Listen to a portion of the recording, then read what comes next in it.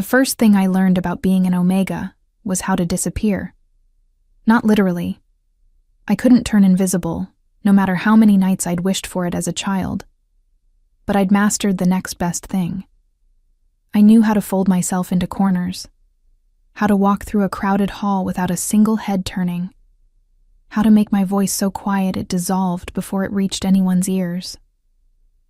In the Hawthorne Pack, Omegas like me were the lowest rung of a ladder nobody bothered to look down at. We didn't fight. We didn't lead. We existed in the spaces between everyone else's importance, useful only for the small, forgettable tasks no one else wanted. That morning, I was scrubbing scorch marks off the kitchen hearth when Greta, the pack's head cook, told me to deliver a basket of bread to the Western Longhouse before the council session began. My hands were raw from lye soap, my hair had come loose from its braid, and I smelled like ash and yesterday's stew. I went anyway, because that was what Omegas did. We went. We didn't ask why, and we didn't complain about the hour. The Western Longhouse sat at the edge of pack territory, close enough to the tree line that the morning mist still clung to its timber walls, like a memory refusing to let go. I'd never been inside it before. Omegas had no business there, not on council days. But Greta's instructions had been clear, and clear instructions were the only kind of certainty I had. I didn't expect to find a war room.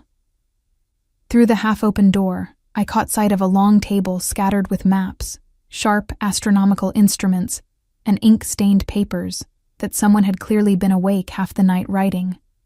Candles burned low in their holders. A massive leather chair sat empty at the head of the table, and animal pelts, wolf, mostly, dark and silver, lined the walls like trophies of old wars no one talked about anymore. And then I saw him.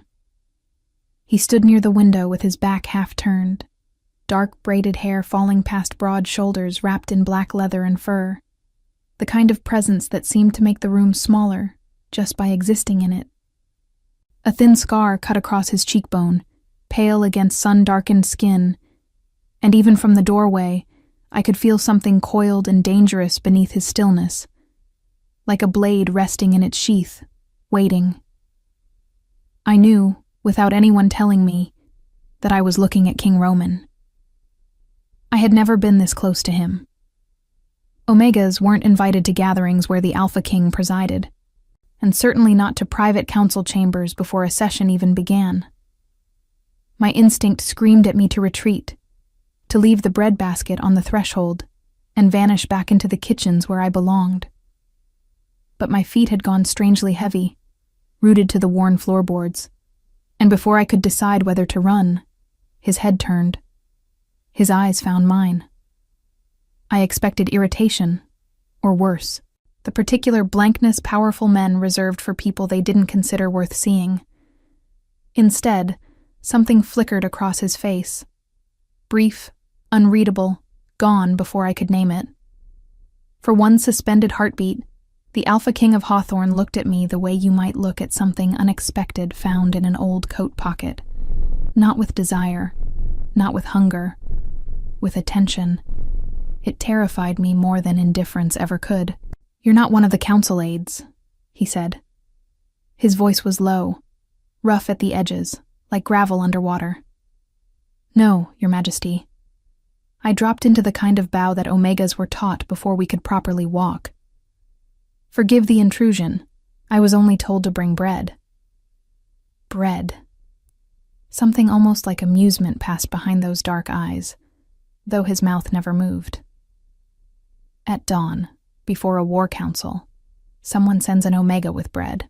I didn't know if I was meant to answer that, so I said nothing, which was usually the safest choice. I set the basket on the edge of the table, careful not to disturb the maps, and turned to leave as quickly as my dignity would allow. I didn't make it to the door. "Wait." The single word stopped me cold.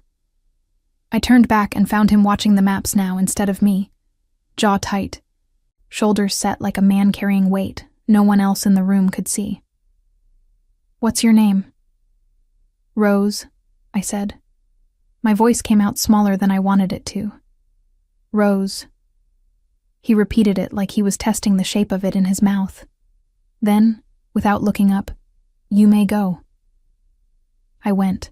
I practically fled, my heart slamming against my ribs the entire walk back to the kitchens, though I couldn't have explained why. Nothing had happened. A king had spoken 2 sentences to a servant girl who delivered bread. That was all. It meant nothing. It would have meant nothing if Edric hadn't been waiting for me by the well.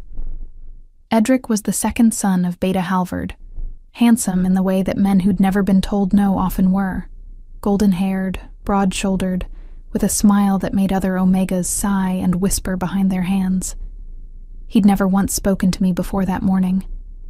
I was beneath his notice the same way I was beneath everyone's, an Omega with no family name worth mentioning, no claim to anything except the work my hands could do. But that morning, he smiled at me like he'd just discovered something valuable. "There she is," he said, falling into step beside me as I crossed the yard, water sloshing in the bucket I carried. "The bread girl. I hear the king himself spoke to you." My stomach dropped. Word traveled fast in a pack this size, faster than I could outrun it. "It was nothing." He asked my name. "Your name." Edric's smile widened, and something in it made the hair on my arms rise, though I couldn't have said why.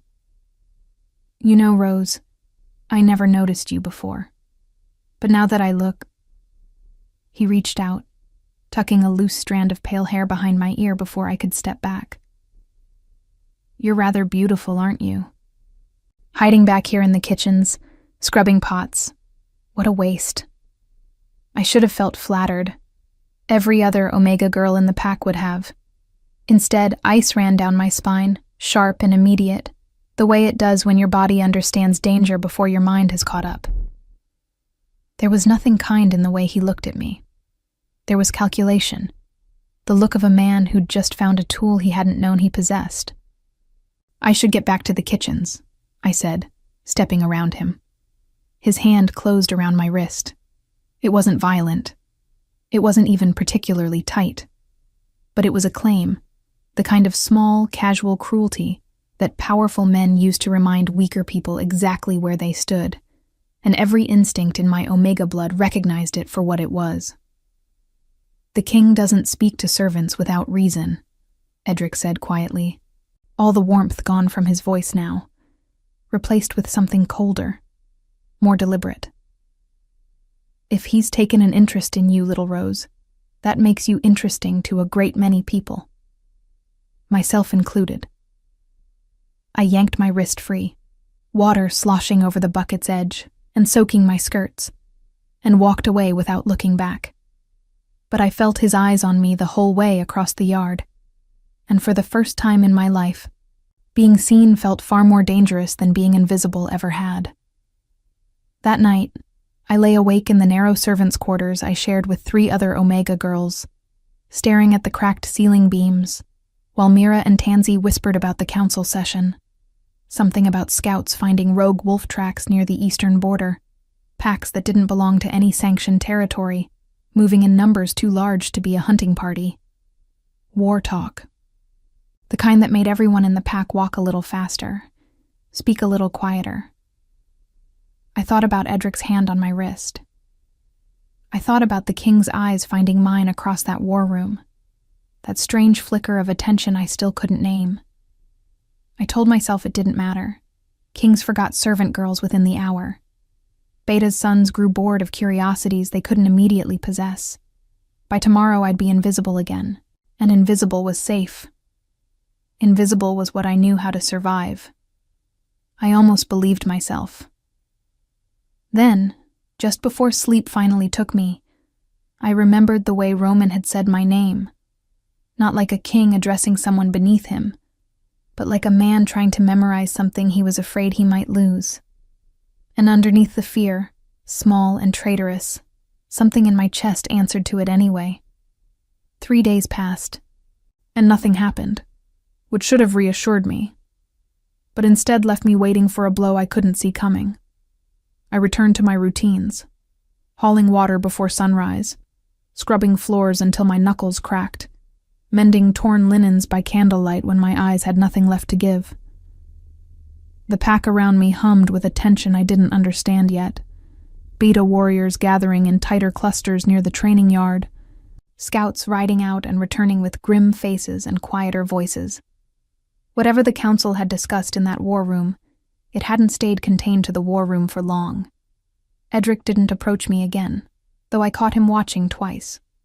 Once from across the dining hall, once near the stables, his gaze following me the way a man tracks something he intends to come back for later. I told myself it was nothing. I told myself a great many things that week, most of which turned out to be lies I'd needed to survive the days. It was Mira who finally said what I'd been avoiding. "You're different," she said, braiding her hair by the window while I folded linens on the bed across from hers. Tansy had already gone to sleep, exhausted from double shifts in the laundry. "Ever since you went to the longhouse, you walk different, quieter, even for you." "I'm always quiet. Not like this." Mira tied off her braid and studied me with the particular sharpness Omegas developed from years of reading rooms before anyone could read us first. "What did he say to you? The king?" "He asked my name." "That's all?" "That's all." It was the truth, and yet it felt like a lie the moment it left my mouth, because something had happened in that room, even if I couldn't put words to it. Mira seemed to sense the gap between what I'd said and what I meant, but she didn't push. Omegas learned early which doors were safe to open and which ones you left closed, for your own sake as much as anyone else's. I didn't tell her about Edric's hand on my wrist. Some fears felt too large to speak aloud, as though naming them might make them more real than they already were. The summons came on the 4th day, delivered by a beta guard whose name I never learned. His face carved from the same granite as every other warrior who served the king directly. He found me in the kitchen garden, pulling weeds from between rows of winter cabbage, dirt under my fingernails and the cold morning air biting at my cheeks. "You're wanted in the king's study," he said. "Now." My stomach dropped through the frozen ground beneath me. There must be some mistake. I'm only kitchen staff. No mistake. Rose, isn't it? He said my name like a confirmation, not a question. And something about that small certainty frightened me more than the summons itself. He's waiting. I went, because Omegas always went, but my hands shook the entire walk across the courtyard, and I found myself rehearsing apologies for crimes I hadn't committed yet, certain I'd done something wrong without realizing it. The king's study was smaller than the war room, warmer, lined with books instead of weapons, though a fur cloak still hung across the back of his chair like a shadow he couldn't quite shed. Roman stood near the window when I entered, the morning light catching the silver threading through the dark braids at his temple, and for a moment he didn't turn, as though gathering himself before facing whatever conversation he'd summoned me for. "Your Majesty." I bowed low, the way I'd been taught, and waited for him to tell me why I was there. "Edric Halvard," he said instead, turning to face me fully. "He's spoken to you. More than once, according to what I've heard." My blood went cold. "Once, Your Majesty, near the well. It was nothing." It wasn't nothing. His voice carried an edge now, controlled but unmistakable, like a blade kept sharp through deliberate care. "I've known Edric since he was a boy throwing tantrums in his father's hall. He doesn't take interest in anything unless he believes it will benefit him. If he's taken interest in you, there's a reason, and I doubt it's one you'll enjoy discovering." I didn't know how to respond to that. Nobody had ever spoken to me about my own safety, as though it mattered, as though it was worth a king's time and attention. The unfamiliarity of it left me standing there mute, searching for words that wouldn't come. "I'm not telling you this to frighten you," Roman continued, softer now, though the tension in his shoulders hadn't eased. "I'm telling you because you deserve to know what you're standing near. Edric's father has been quietly courting alliances outside Hawthorne territory, alliances the council hasn't approved, with pacts we have reason to distrust.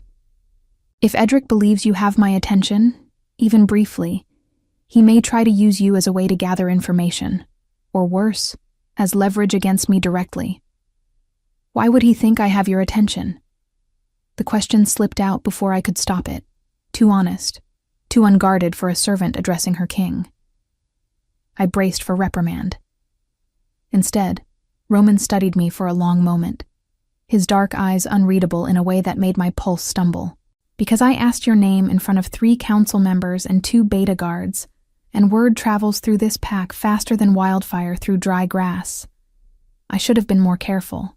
That's my failing, not yours, and I intend to correct it. Correct it how? By making certain Edric understands that anyone connected to me, however briefly, however incidentally, is not a thread he can pull without consequence. He said it simply, like a fact rather than a threat, though I suspected for Edric it would land as both. You'll continue your duties as normal, but if he approaches you again, you come to me directly. Not Greta, not the guards. Me. Your Majesty, I'm only a kitchen Omega. Surely there are matters far more pressing than... There are. His voice cut through mine, not unkindly, but with the absolute certainty of a man unaccustomed to being interrupted. There are scouting reports of rogue packs gathering at our eastern border, council members who don't trust each other, and a war I'd rather avoid than walk into blind. And yet I am standing here, telling a kitchen Omega to come to me if a beta's son makes her uncomfortable. Do you understand what that means, Rose? I didn't. I shook my head slightly, too unsettled to speak. It means I noticed something in that war room 4 days ago that I haven't been able to stop thinking about, he said, quieter now, almost as though admitting it cost him something. You walked into a room full of weapons and war plans, surrounded by men who could have ended you without a second thought, and you didn't flinch. You didn't grovel. You apologized for the intrusion and left exactly as much of yourself in that room as the situation required. Not a single thing more. I've spent years training warriors who can't manage that kind of composure. Heat rushed up my neck, equal parts embarrassment and something else I didn't have a name for yet. I was terrified, Your Majesty. I promise you I felt nothing like composure. Most courage looks like terror from the inside. A ghost of something almost like a smile touched the corner of his mouth. There and gone so quickly I might have imagined it. That's precisely why it matters. I left his study with my mind in chaos. The careful walls I'd built around myself over 23 years of practiced invisibility cracking in places I didn't know how to repair. No one had ever looked at my fear and called it courage before. No one had ever suggested that the way I survived, quiet, watchful, unremarkable, might be its own kind of strength, rather than simply the absence of one. I didn't see Edric again that week, though I heard whispers that his father had been summoned to a private audience with the king, and that he'd left looking considerably paler than when he'd arrived. Whatever Roman had said to Beta Halvard, it had clearly been enough to remind the man exactly whose territory he occupied. But peace, I was learning, rarely lasted long in Hawthorne. It was 8 days later, during the autumn gathering, a ritual feast meant to honor the harvest and bind the pack together before the harsher months arrived, that everything I thought I understood about my place in this world began to unravel entirely. The great hall had been transformed for the occasion, long tables groaning under roasted meats and autumn vegetables, fire pits blazing at either end of the room, the air thick with the smell of wood smoke and spiced cider. Omegas weren't typically permitted at the high tables, but we were allowed to serve, weaving between betas and alphas with trays balanced against our hips, invisible in the way we always were during pack celebrations. Present enough to be useful, absent enough to be forgotten. I was refilling cups near the king's table when I felt eyes on me, and looked up to find Roman watching me from his seat at the head of the hall, his expression unreadable in the firelight. Beside him, several council members were deep in conversation about the eastern border, their voices low and urgent, despite the festive noise surrounding them. Then I heard Edric's voice, too loud, too deliberate, cutting through the hall's chatter like a blade meant to be noticed. "Tell me, Your Majesty," he said, raising his cup toward the high table with the false brightness of a man performing for an audience. "Is it true what they're saying? That you've taken a particular interest in one of your kitchen Omegas?" His eyes found mine across the room, and his smile sharpened into something cruel. "The pretty one with the pale hair. Rose, isn't it?" The entire hall fell silent. The silence that followed Edric's words had weight to it, the kind that pressed against my ribs and made it hard to breathe. Every face in the great hall turned toward me, then toward Roman, then back again, hungry for whatever would happen next. I felt my cheeks burn, felt the tray in my hands tremble just slightly, and prayed to whatever gods watched over invisible Omegas that the floor might open beneath me and swallow me whole. Roman didn't move for a long moment. When he finally spoke, his voice carried the particular calm of a man who'd learned long ago that anger given too freely was a weakness, not a strength. "I asked her name once," he said, setting down his cup with deliberate care. "I wasn't aware that constituted a romance worth gossiping about at a harvest feast, Edric. Perhaps you have too much time on your hands." A ripple of nervous laughter moved through the hall, the tension breaking just slightly, enough for people to remember themselves and look away. But Edric wasn't finished. I could see it in the set of his jaw, the particular recklessness of a man who'd convinced himself he had nothing left to lose. "Of course not, Your Majesty." He smiled, but it didn't reach his eyes. "Forgive me. I only thought it curious, given the rumors about the Eastern Pax and their interest in hawthorns. Weaknesses." He let the word hang there, deliberate, cruel. An alpha king distracted by a kitchen Omega would certainly be one such weakness, wouldn't it? The temperature in the room seemed to drop several degrees. I understood in that moment that Edric wasn't simply being petty or jealous. He was testing something, probing for a reaction he could carry back to whoever he'd been speaking with outside Hawthorne's borders. He was using me as a blade to see how deep he could cut before the king bled. I should have stayed silent. Every instinct, every year of training as an invisible Omega, screamed at me to lower my eyes and disappear into the crowd before anyone remembered I existed at all. Instead, I set down my tray. "If I may, Your Majesty." My voice came out steadier than I expected, though my heart was hammering hard enough that I could feel it in my throat. The hall's attention swung back to me, and I forced myself to meet Edric's gaze rather than the floor. "I think Beta Halvard's son mistakes attention for affection." The king spoke to me once, in passing, the way any leader might speak to any servant who crosses his path. If that's enough to constitute scandal in Hawthorne, I'd hate to imagine what gossip exists about the actual council meetings. A beat of stunned silence. Then, from somewhere near the back of the hall, someone laughed. A real laugh, sharp with surprise.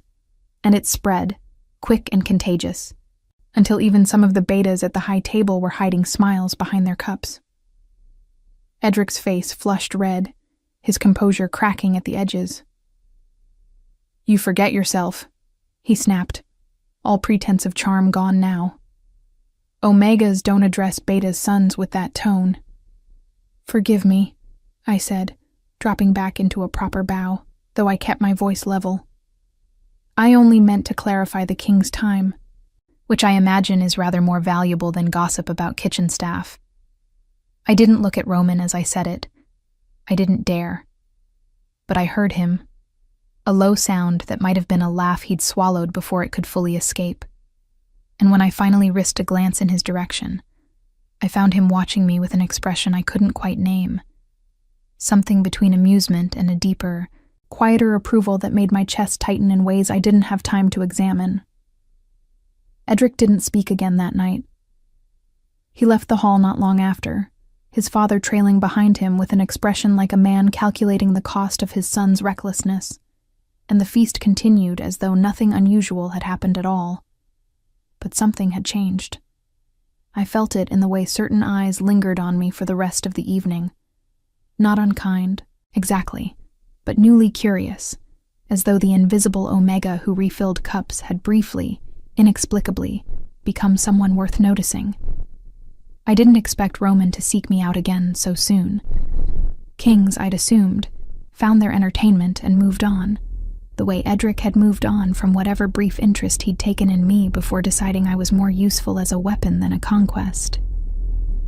But 3 nights later, as I carried a basket of mending back toward the servants' quarters, long after most of the pack had gone to sleep, I found him waiting near the kitchen garden, his dark cloak nearly invisible against the night, except for the faint gleam of moonlight catching the silver in his hair. "Your Majesty," I startled, nearly dropping the basket. "I didn't see you there. I didn't want you to until I decided to be seen." He said it simply, without apology, and gestured toward the low stone wall separating the garden from the orchard beyond. "Walk with me, if you're willing." I should have refused.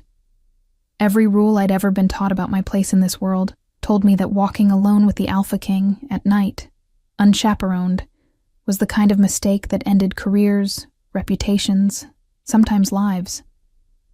But something in his voice, a kind of careful restraint, as though he was offering me a choice rather than issuing a command, made the refusal die in my throat. "Of course," I said instead, and fell into step beside him. We walked in silence for a while, the cold air sharp with the smell of fallen leaves and distant wood smoke.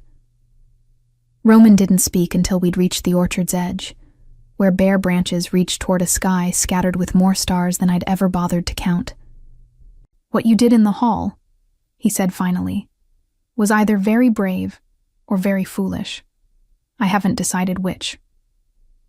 "Possibly both, Your Majesty. Possibly." A small huff of breath that might have been amusement.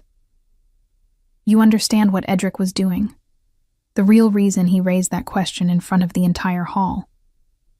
He was testing you, trying to see if there was a weakness he could report back to whoever he's been speaking with outside Hawthorne's borders."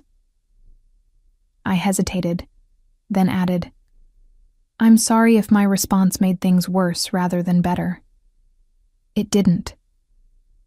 Roman stopped walking, turning to face me fully, his expression caught somewhere between the moonlight and shadow. It made things considerably more interesting. Edric expected either silence or scandal. He didn't expect wit, and he certainly didn't expect a kitchen Omega capable of dismantling his accusation in front of the entire pack without raising her voice once. I was terrified the entire time. I know. Something in his voice softened, just slightly. "I could see it. Your hands were shaking when you set down that tray. But you spoke anyway, because you understood the cost of staying silent was higher than the cost of being wrong. That's not foolishness, Rose. That's the kind of courage I've spent years trying to instill in trained warriors who've never once managed it as well as you did tonight." I didn't know how to respond to that, so I said nothing, watching my breath fog in the cold night air between us. "Can I ask you something?"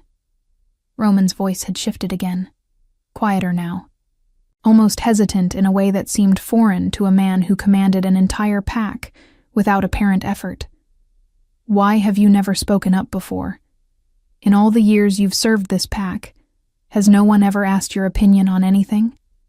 The question landed somewhere tender, somewhere I didn't usually let anyone touch. Omegas aren't asked their opinions, Your Majesty. We're asked to be quiet, useful, and grateful for whatever scraps of kindness we're given. I learned that lesson early enough that I stopped expecting anything different. That's not how it should be. Perhaps not, but it's how it is. I looked away, toward the dark line of trees beyond the orchard. I don't say that with bitterness. It's simply the truth I've built my life around. Omegas survive by being small, by being forgettable. The moment we become memorable, we become targets, as Edric has already proven. Roman was quiet for a long moment, and when he finally spoke, there was something raw in his voice that I hadn't heard from him before. I lost my mother when I was 12. She was an Omega before she was ever a queen. Did you know that? My father saw something in her that no one else bothered to look for, and it cost her everything eventually. The council never forgave him for elevating her, and they made certain she knew it every day of her life here. He paused, jaw tightening. I watched her shrink herself smaller and smaller, trying to earn a respect that should have been hers from the beginning, until there was almost nothing left of the woman my father had fallen for. She died believing she'd never been enough, when the truth was, this pack had simply never deserved her. The grief in his voice was old, worn smooth by years of carrying it alone, and something in my chest ached fiercely on his behalf. I'm sorry, Your Majesty. That's a heavy thing to carry. I'm telling you this, he said, because when Edric raised his voice in that hall tonight, for one terrible moment, I thought I was about to watch it happen again. Another Omega cornered into smallness by people who'd decided she didn't deserve to take up space in her own life. He met my eyes directly, something fierce and protective burning behind the exhaustion. I won't allow that. Not in my pack. Not to you. I didn't know what to say to that, so I let the silence stretch between us, filled only with wind moving through bare branches and the distant call of some night bird settling into sleep. But something had shifted in that orchard, something I couldn't name yet, but could feel settling into my chest like the first ember of a fire that hadn't decided how large it intended to grow. We didn't speak much more before he walked me back to the servants' quarters, his presence beside me steady and quiet, in a way that made the cold feel less sharp than it had on the walkout. But as I lay awake that night, listening to Mira's even breathing across the room, I understood that something had changed between us in that orchard. Something dangerous, something neither of us had intended, and something I had no idea yet how to survive. Winter arrived early that year, sweeping down from the northern mountains with a bitterness that froze the wash water solid in its basins and turned the orchard where Roman and I had walked into a silver-frosted graveyard of bare branches. The pack drew inward, the way it always did when the cold set in, but beneath the ordinary rhythms of survival, something else moved through Hawthorne. Quieter, more dangerous, like ice forming over a current that hadn't stopped flowing underneath. The scouts returned with worse news each week. The rogue packs at the eastern border weren't simply passing through anymore. They were establishing camps, building structures meant to last through winter, which meant they intended to stay. Council sessions stretched longer into the night, and Roman's face, when I caught glimpses of him crossing the courtyard, grew increasingly etched with the particular exhaustion of a man carrying weight no one else could lift for him. I saw him perhaps once a week after that night in the orchard, always briefly, always with careful distance maintained between us in front of others. He never sought me out in private again, not for weeks, and I told myself that was for the best, that whatever strange current had passed between us beneath those bare branches had been a momentary weakness born of grief and exhaustion. Nothing more. I was wrong, of course, but I didn't understand how wrong until the night everything in Hawthorne nearly fell apart. It happened during the deepest part of winter, when the snow had piled high enough against the longhouse walls that we'd taken to clearing paths each morning before the cold could seal them shut again. I was carrying firewood toward the council chamber. Greta had assigned the task to me specifically, claiming the regular wood-bearer had taken ill, though I suspected now it had simply been chance, the kind of small coincidence that changes everything. When I heard the shouting, it came from the eastern gate, sharp and urgent, voices overlapping in a way that made the hair on my arms rise instantly. I dropped the firewood without thinking and ran toward the sound, following the flood of pack members converging on the same point, my heart hammering against my ribs with a fear I couldn't yet name. The gates had been breached, not fully. Hawthorne's defenses were strong enough to prevent that, but a small contingent of rogue wolves had slipped through during the storm's cover, using the heavy snowfall to mask their approach until they were already inside the outer walls. I could see Roman near the front of the gathering warriors, already shifted halfway into his wolf form, the massive dark shape of him cutting through the chaos with a precision that left no doubt about who commanded this pack. But it wasn't the fighting that froze me in place. It was the sight of Edric, pale and shaking, being dragged forward by 2 Beta guards. His wrists bound, his face a mask of terror and something else, guilt, raw and undisguised. "He let them in," someone shouted, and the words rippled through the crowd like wildfire. Halvard's son. He opened the postern gate. I understood then, with a clarity that felt like ice water down my spine, exactly what Edric's interest in me had truly been about. He hadn't simply been testing Roman's composure for idle gossip. He'd been gathering information to feed back to the very packs now spilling through Hawthorne's broken defenses, hoping perhaps that whatever weakness existed in the king's attention toward a kitchen Omega might be exploited at exactly this moment, when chaos could hide a multitude of betrayals. The fighting was brief, but brutal, the rogue wolves outnumbered and unprepared for the speed with which Hawthorne's warriors regrouped. Within minutes, the invaders who hadn't fled back through the breach lay subdued or worse, and the immediate danger passed with the particular swiftness of violence that erupts and resolves before the mind can fully process it happening at all. But the danger to the pack's spirit, I would learn, took considerably longer to heal.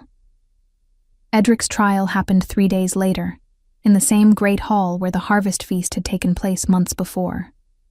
I wasn't required to attend. Omegas rarely were, for matters of pack justice. But Roman had sent word that morning, brief and direct. "Your testimony may be needed. Please come." I'd never given testimony before anything more significant than a kitchen dispute over burnt bread and the weight of standing before the entire council, with Beta Halvard's furious gaze fixed on me from across the hall, made my hands tremble despite my best efforts to appear composed. "Tell the council what you observed," Roman said, his voice carefully neutral despite the tension radiating from every line of his body. "Regarding Edric Halvard's interest in you during the autumn gathering." I told them everything. The conversation by the well, the way his charm had curdled into something colder the moment I'd tried to walk away. The deliberate cruelty of his question at the feast, calculated to provoke a reaction he could use. As I spoke, I watched something shift across the assembled council's faces. Not disbelief, but a kind of grim recognition, as though my small testimony confirmed suspicions they'd already begun forming on their own. Edric didn't deny it when his turn came. Perhaps he understood there was no version of denial that would save him now, with rogue wolf bodies still being cleared from the eastern courtyard and his own father unable to meet his eyes from across the hall. He confessed to passing information about pack movements, about council tensions, about anything he believed might curry favor with the alliance he'd secretly been courting. An alliance that promised him power. His father's position as Beta would never grant him otherwise. "And the girl?" one of the older council members asked, gesturing toward me without quite looking at me directly. "Did you intend to use her as you claimed at the feast? As leverage against the king?" Edric's eyes found mine across the hall, and for one strange moment, I saw something almost like shame flicker behind the fear. "I intended to use anything I could," he admitted quietly. "She simply happened to be convenient. I'm not proud of that, but I won't pretend otherwise now." The council's judgment came swiftly after that. Exile, not execution. Roman's decision, delivered with a coldness that left no room for argument, though I suspected mercy played some part in it too, however small. Beta Halvard would retain his position, chastised and watched closely, but his son would leave Hawthorne territory by sunset and never return.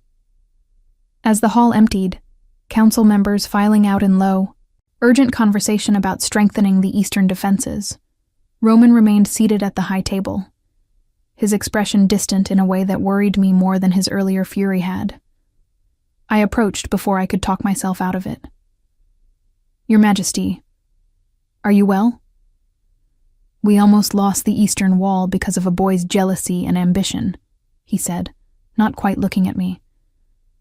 If those rogue wolves had breached further before we regrouped, the cost would have been considerably higher than one exile. But they didn't. The wall held. The pack is safe. This time.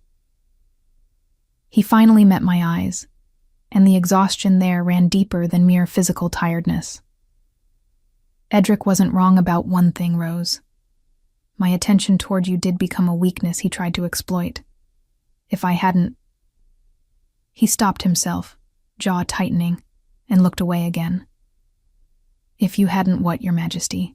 If I hadn't allowed myself to care about a kitchen Omega who walked into my war room with more composure than half my trained warriors, he said, voice low and rough, Edric might never have had a thread to pull in the first place.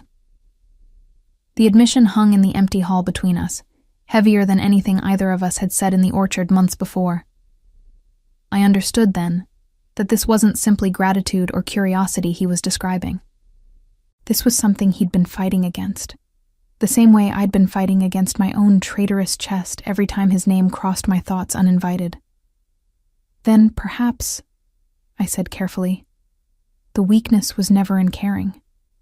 Perhaps it was only in believing that caring made either of us less capable of doing what needed to be done. I thought of his mother, shrunk smaller and smaller by a pack that punished her for being seen, and something in me refused to let that same fate claim whatever this was before it had even properly begun. You stopped the threat. The pack is safe. And I'm still standing here, Your Majesty. Not because you failed to protect Hawthorne, but because you succeeded despite a complication you didn't ask for. Roman studied me for a long moment, something shifting behind his dark eyes. Not quite relief, but close enough to it that my chest ached with the recognition. You have a way of saying exactly what I need to hear, even when it's not what I expect. I've had a great deal of practice listening carefully to what people actually need, Your Majesty. It's one of the few skills Omegas are permitted to develop. A ghost of a smile finally broke through his exhaustion, brief but genuine. Perhaps Hawthorne has been underestimating that skill for far too long. I didn't know, as I left the hall that evening, that the worst danger to Hawthorne hadn't passed with Edric's exile. It had only been delayed, biding its time in the eastern forests, gathering strength for a confrontation that would test everything. Roman and I had begun to understand about courage, sacrifice, and the strange, fragile thing growing quietly between us, despite every reason it shouldn't. Spring came late that year, melting the snow in slow, reluctant stages, as though the cold itself understood that Hawthorne wasn't yet ready for what waited beneath it. The eastern border held through the winter months. The breach Edric had created long since repaired and reinforced. But the rogue packs hadn't retreated. They'd simply waited. The way predators do when the first attempt fails, gathering strength for something larger. It came on a morning thick with fog, the kind that swallowed sound and turned familiar paths into uncertain shapes.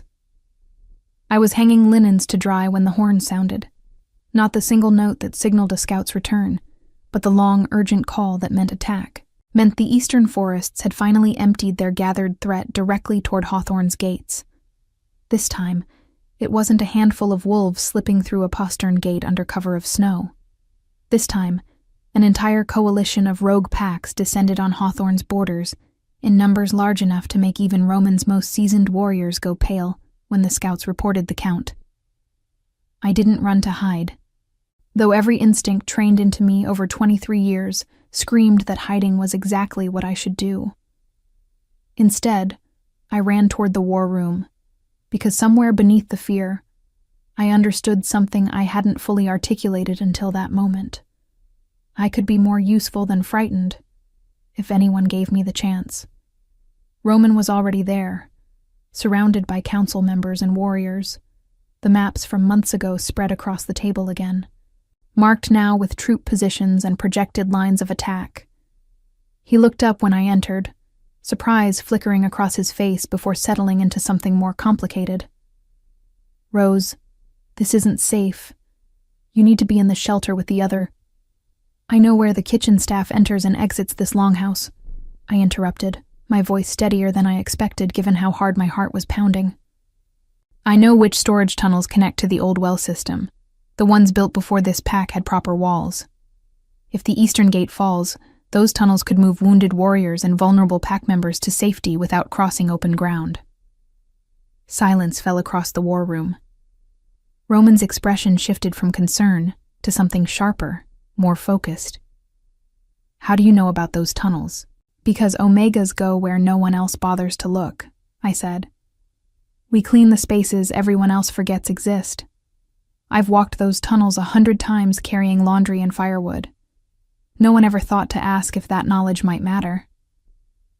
One of the older council members, a grizzled beta named Orin, who'd fought in 3 previous border conflicts, leaned forward with sudden interest. Your Majesty, if the girl's right, those tunnels could mean the difference between an orderly retreat and a slaughter, should the worst come to pass.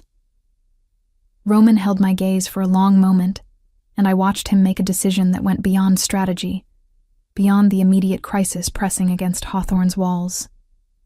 Show us, he said. Now. The battle that followed lasted the better part of 2 days, brutal and exhausting in ways that tested every resource Hawthorne possessed. I won't pretend I fought alongside the warriors. I wasn't trained for that, and pretending otherwise would dishonor the genuine courage of those who were. But I moved through those tunnels dozens of times, guiding wounded fighters to safety, carrying messages between command points when the fog made visual signals impossible, doing the small, unglamorous work that Omegas had always done. Except this time, everyone understood exactly how much it mattered. Roman fought at the front lines, as Alpha Kings always did, his wolf form a dark blur of controlled fury against the chaos of rogue wolves trying to break through Hawthorne's defenses. I caught glimpses of him between my own tasks, exhausted, bleeding from shallow wounds that would heal, but pressing forward anyway, because that was what leadership demanded of him. The turning point came on the second day, when the rogue coalition attempted exactly the kind of flanking maneuver the old tunnel system made vulnerable. Except this time, Hawthorne's warriors knew the tunnels existed, knew how to use them, and turned what should have been a devastating breach into a trap that broke the back of the rogue coalition's confidence entirely. By the time the fighting ended, the eastern forests stood empty of the threat that had loomed over Hawthorne for nearly a year. The cost hadn't been small. We lost warriors, good ones, people whose names I learned only in the grief that followed their deaths. But Hawthorne stood, intact, because every piece of the pack had finally been allowed to matter. The recognition ceremony took place a week later, once the wounded had been tended and the dead properly honored, in the same great hall where Edric's trial had unfolded months before.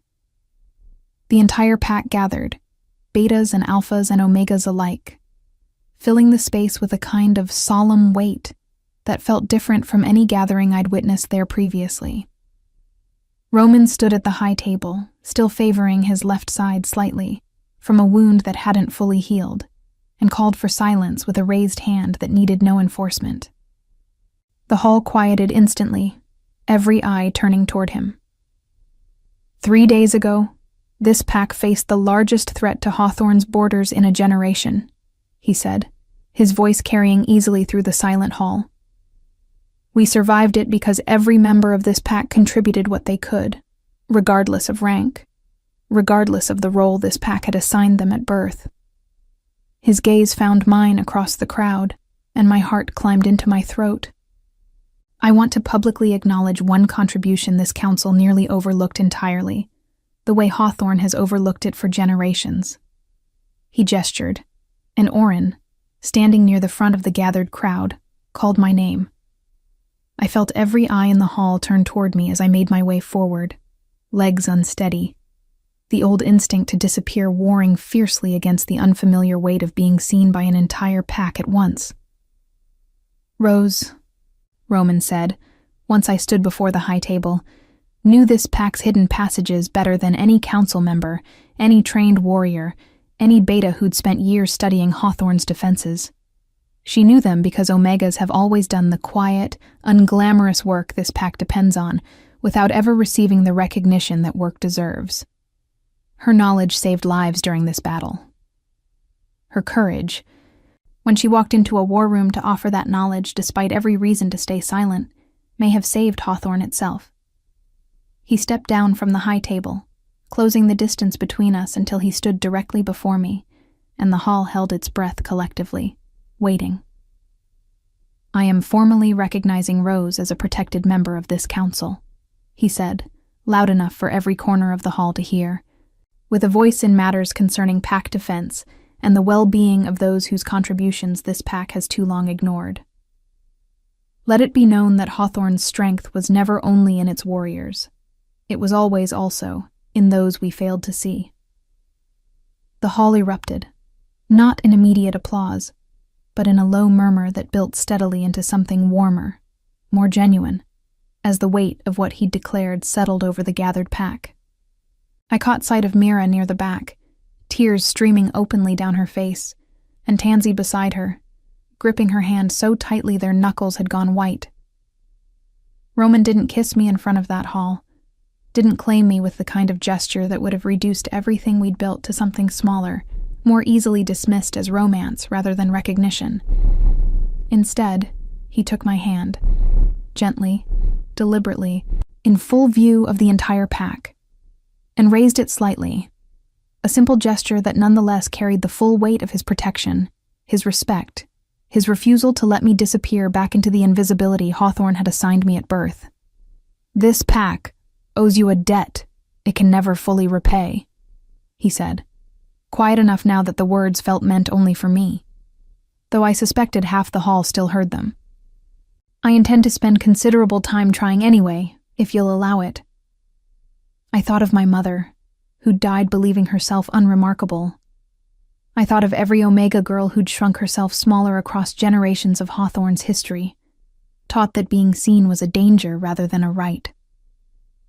And I thought of Roman's own mother, shrunk by a pack that punished her for being noticed. Her memory carried like an old grief in the man standing before me now, refusing to let that history repeat itself in front of his own eyes. "I'd like that, Your Majesty," I said, my voice steadier than I felt, though something warm had finally settled where fear had lived for so long. "Though I should warn you, I intend to keep speaking my mind in council sessions, whether or not it's comfortable to hear." "Good." The smile that broke across his face was unguarded, genuine, nothing like the careful composure he wore for the rest of Hawthorne. Comfortable advisors rarely tell their king anything worth knowing.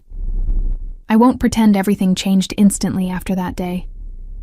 Old habits, the kind built across a lifetime of practiced invisibility, don't dissolve simply because a king finally sees you. I still caught myself folding into corners some days. Still felt the old fear of being noticed flicker through my chest when council members addressed me directly. But Roman never let that fear win for long, and slowly, season by season, I learned what it meant to take up space in a life that had once demanded I disappear from it entirely. Mira and Tansy remained close friends, no longer Omegas serving the kitchens alone, but women who found their own quiet forms of recognition once Hawthorne's old hierarchies began, slowly, to crack open. Beta Halvard served out his remaining years in careful, watchful service, his ambitions tempered permanently by his son's exile and the lesson it had cost him. Edric, I heard eventually, found his way to a small pack far from Hawthorne's borders, where he lived without rank or privilege, learning, however belatedly, what it meant to be ordinary in a world that no longer indulged his ambitions. As for Hawthorne itself, the pack slowly became something different than the rigid hierarchy I'd grown up inside. Not perfect, not without its old prejudices entirely erased, but changed enough that other Omegas after me grew up knowing their voices might someday matter, that the quiet work they did wasn't destined to remain invisible forever. I stood at the edge of the orchard one evening, months after that battle, watching the sun set behind bare branches, just beginning to bud with the first green of another spring. Roman found me there, the way he always seemed to know exactly where to look when he wanted to find me, and settled beside me without a word, content simply to share the silence. I used to think being invisible was the safest thing I could be, I said eventually, watching the last light fade gold across the horizon. Now I think it was simply the smallest version of myself I was allowed to become. And now? Roman asked quietly. Now I think Hawthorne finally sees what was always there, I said, leaning into the warmth of his presence beside me, no longer afraid of what it meant to be known. Not a weakness hiding in the kitchens. Just a woman who was waiting for someone to ask the right questions. The orchard settled into evening around us, quiet and certain, and for the first time in my life, I understood that this, being seen, being known, being finally fully myself, wasn't the danger I'd always feared it would be. It was home.